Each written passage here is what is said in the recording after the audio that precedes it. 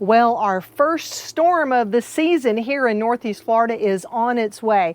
And in my area, we're expecting gusts of up to 47 miles per hour as of the current forecast.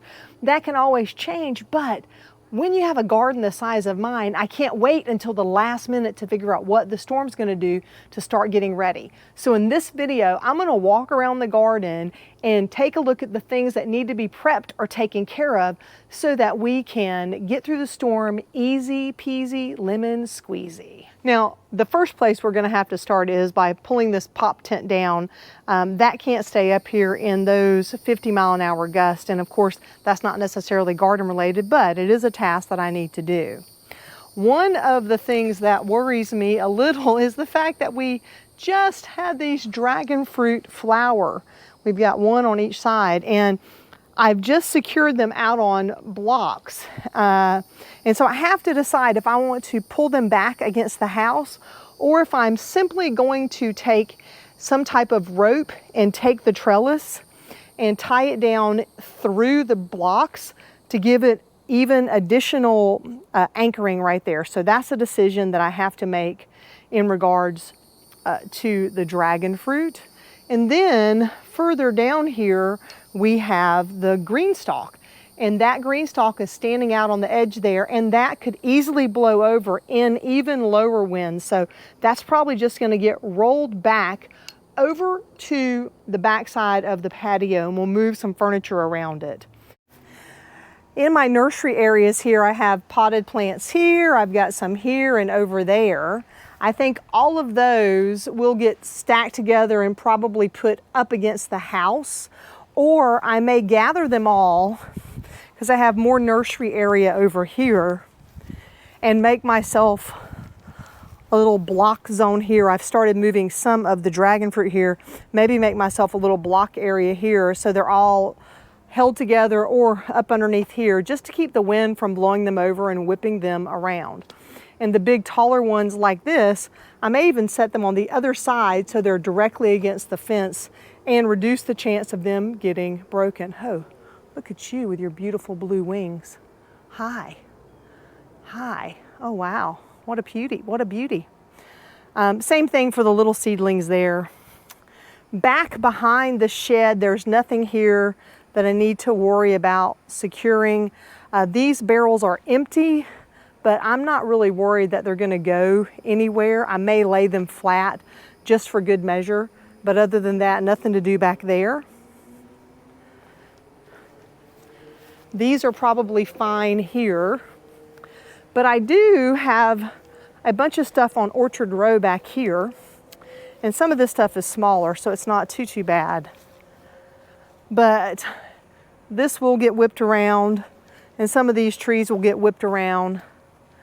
I will probably take these stands that I made for my blue barrel garden beds. I'll probably take these stands and just move them against some of these trees here, especially the heavier trees that are heavier on top.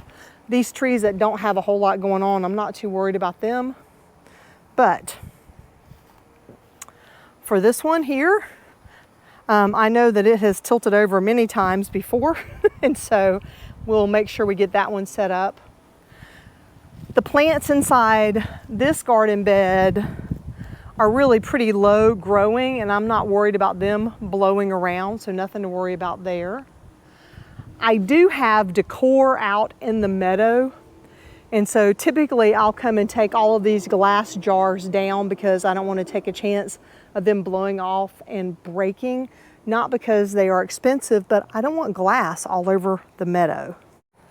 Over on this side, I do have some plants in here, and I have this one bell pepper here that's in the process of turning. I really would like for it to keep on growing there. I have a tomato cage that I might put around that to sort of help it stay upright.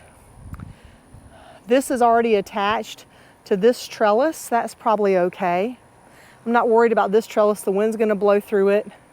I've already taken care of securing this some. It maybe could use a couple of extra strings on it. Avocado tree, it's fine just like it is. Again, I'm not worried about this kind of a trellis. It's not going anywhere in the wind's just going to blow right through it. It might rip some of the plants, but there's not really much I can do about that. The okra probably has me a little more concerned than anything because it is so unwieldy. What I'm thinking is I may take some rope and weave the rope through the different plants and sort of attach them to one another, and then tie that entire rope back to the trellis structure that's over there, just to give it some support. And here are the little cages that I can use. These are from Epic Gardening to wrap around that pepper plant. This pepper plant could probably use some staking too. These little okra plants I'm not worried about. They may whip off, but that will be okay. Nothing to do here for this fig tree. It's going to be just fine. Up front here, I'm actually kind of glad I have this bag over the plant because I think that will help keep the branches from whipping around quite so much. Up front, these trees are okay. Let's take a look at this trellis. I don't think there's anything to secure on this trellis. It's all the way down to the bottom of the ground, so I think that part is fine. This peach tree is fine, and this fig tree is fine as well. Planters like this for only 50-mile-an-hour wind, I won't even bother moving. It's really just the smaller things that could slide around. Now, I am babysitting some plants for my neighbor, and so I want to take a look at them and make sure they're going to be in good shape. I may try to cluster them together a little bit more, put the smaller plants in the back so they have a better shot of not getting blown around. Lemongrass looks fine, nothing to worry there. The bananas, though, have me a little worried, just a little, not a lot. I'm thinking about taking a ratchet strap and wrapping around the whole thing, just do a big circle around it and just let them brace one another for the winds. Probably 40-mile-an-hour winds and gusts are probably not that big of a deal for these banana plants, but I'd like to keep what I have because I'm already sharing enough with the raccoons. I can see where they broke that off and ate all the good bananas that were on there. Just look at the scratches here. They clawed their way up and took it off, looks like. Yay. All right, now over here, this is like a little jungle. I was gonna cut this back some anyway, which I might still do, but it doesn't matter for the storm. It doesn't really matter for the storm getting it cut back. This trellis is already secured to some posts, so nothing to do there. Nothing to worry about in this garden bed. I do have a tomato cage back there that I'll need to pick up and move. I'll probably use that over on the other side. These plants are all okay over here as well. I think really the biggest thing is probably going to be a lot of these smaller pieces, and of course a lot of the things I have back behind the garden shed, I need to just double check those as well and get some of these smaller plants picked up. Some of these smaller things aren't too bad right here really. What I've done in the past is pulled out this bench and the chairs and created like a little fort for everything to be behind. This has nothing but weeds growing in this green stalk, which is a shame. I got to get around to doing something with that. And definitely the pop-up's got to go. The other stuff over here is okay.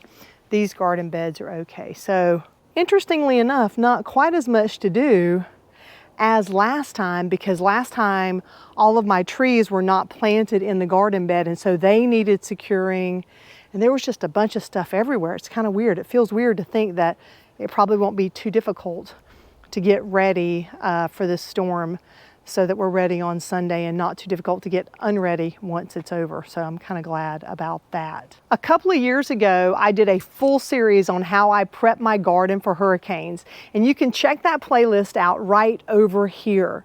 Until next time, my friends, remember to drink plenty of water, wear that high quality sunscreen, and as always, have a fantastic day.